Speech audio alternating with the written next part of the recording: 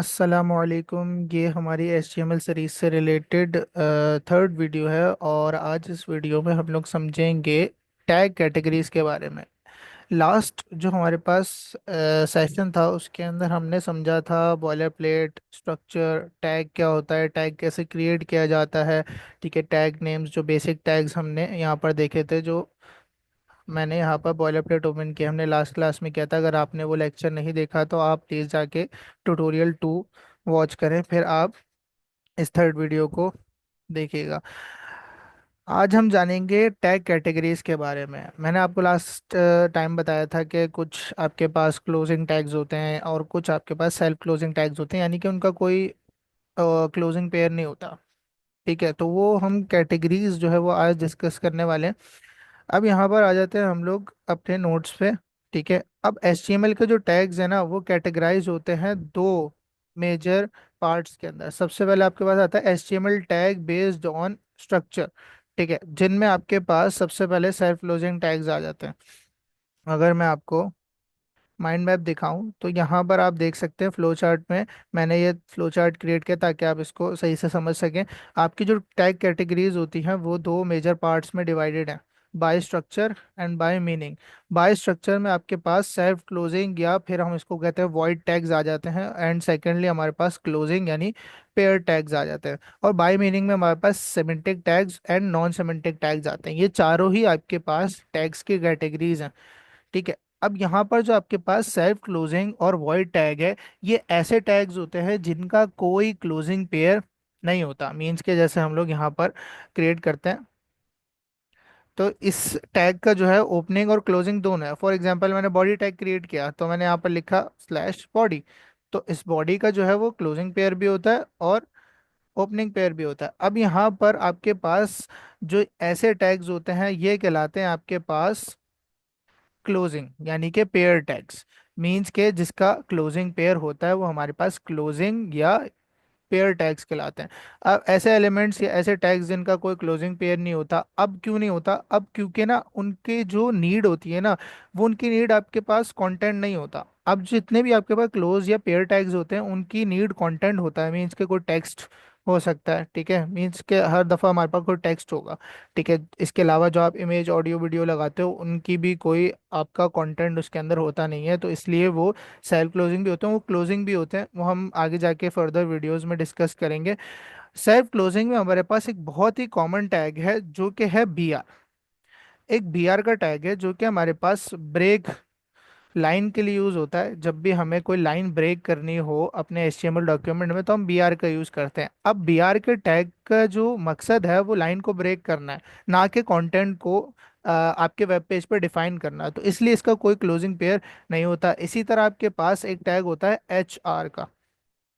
ठीक है, इसका भी मकसद क्या है? इसकी फुल फॉर्म होती है हॉरिजॉन्टल रूलर। ये आपके वेब पेज पे एक हॉरिजॉन्टल लाइन जो है वो लगाता है। इसका भी मकसद आपका कंटेंट डिस्प्ले कराना नहीं होता, इसलिए इसका भी कोई क्लोजिंग पेयर नहीं होता। ये तो हमने समझ लिया बाय स्ट्रक्चर जो आपके पास कैटेगरीज होती हैं। अब आपके पास आती हैं बाय मीनिंग कैटेगरीज, जिनमें हमारे पास सेमेंटिक टैग्स और नॉन सेमेंटिक टैग्स हैं। सेमेंटिक टैग्स हमारे पास जो है वो आए थे HTML5 में। कहाँ आए थे? HTML5 में आए थे। HTML का जो फिफ्थ वर्जन है ना उसके अंदर इंट्रोड्यूस कराए गए थे आपके पास सेमेंटिक टैग्स। इससे पहले जो हम यूज करते थे वो होते थे हमारे पास नॉन सेमेंटिक टैग्स, जो कि हमारे पास HTML4 या फिर हमारे पास XHTML वर्जन के अंदर आते थे।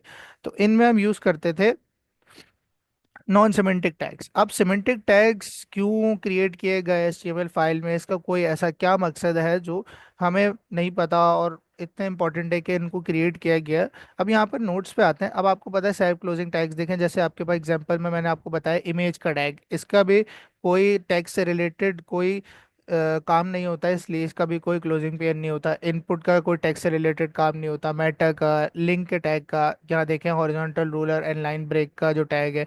ठीक है, की पॉइंट्स क्या है? No closing tags required, commonly use for media meta data and form inputs, improve efficiency and page load speed. ठीक है, इसका कोई क्लोजिंग टैग नहीं होता, कोई कंटेंट भी नहीं होता, तो इसकी एफिशिएंसी भी ज़्यादा होती है। फिर आपके पास जो स्ट्रक्चर में आते हैं, बाय स्ट्रक्चर में क्लोजिंग टैग्स। ठीक है, इसके जो की पॉइंट्स है ओपनिंग एंड क्लोजिंग टैग्स होते हैं इसके use for structuring content and layout. ठीक है, कंटेंट को डिफाइन करने के लिए।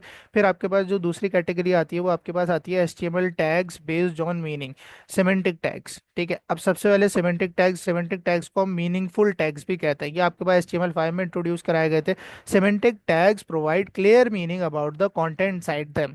मीन्स के आपको अब इस डेफिनेशन से पता चल रहा होगा कि आप जज कर सकते हो कि जो कंटेंट आप इसके अंदर दे रहे हो वो किस मीनिंग की तरफ इशारा करता है। जैसे कि फॉर एग्जांपल हेडर, ठीक है, एक टैग आता है हमारे पास हेडर। अगर मैंने इसके अंदर वेबसाइट हेडर लिखा है या मैं इसके अंदर हेडर बना रहा हूँ, तो मुझे क्लियर है, या जो भी मेरी वेबसाइट खोलता है उसको क्लियर है कि भाई हेडर टैग के अंदर तो ऑब्वियसली बात है हेडर होगा। जैसे वेब पेज का हेडर जो भी चीज़ें होती है उसके अंदर हम न्यूज़लेटर वगैरह या मार्क्यू टैग या इस तरह की चीज़ें हम लोग लगा रहे होते हैं। फिर आपके पास नेव का टैग आता है। नेव के टैग में हम लोग नेविगेशन बार क्रिएट करते हैं। ये भी आपको एक क्लियर मीनिंग जो है वो देता है कि आप नैव के टैग में नेविगेशन बार क्रिएट कर सकते हो। फिर आपके पास मेन कंटेंट का आ जाता है। मीन्स के बॉडी के अंदर जो मेन कंटेंट है, फॉर एग्जांपल आपका बैनर है, ये सारी चीज़ें आप सब कुछ मीन्स के नैव बार और फुटर को छोड़ के, हेडर को छोड़ के आप सब कुछ मेन टैग के अंदर रख सकते हो। तो ये भी आपको एक क्लियर मीनिंग प्रोवाइड करता है कि जितना भी मेन कंटेंट है वो हम मेन के टैग के अंदर रखते हैं। फिर आपके ब्लॉग पोस्ट के लिए आर्टिकल का टैग यूज़ होता है,